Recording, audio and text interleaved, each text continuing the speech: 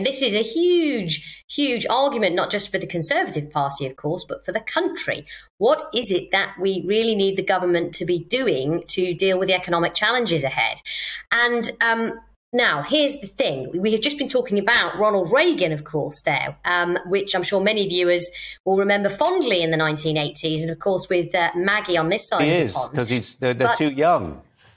But, well, I remember those days very fondly, I must say. But I think what we have to appreciate is that is history. We are in a completely different kind of world now and a really different economy. And the crises we've had, not just the pandemic, but now a war, you know, we have not seen where this economy is going to land. And that's why actually it makes it, you know, tax cuts are kind of mucking around at the edges. We need to figure out what's the economy going to look like and what do we want it to be doing to be more productive.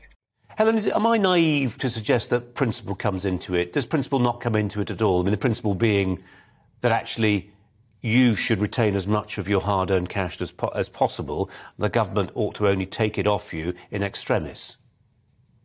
Well, of course, that is one of the underlying philosophies about tax.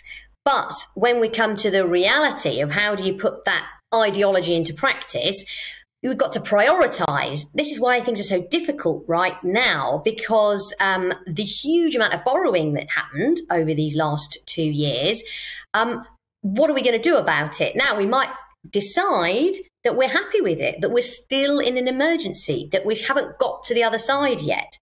But there are some people out there who will say, no, done and dusted. I want us to get back to where we were before, and these are my guiding principles.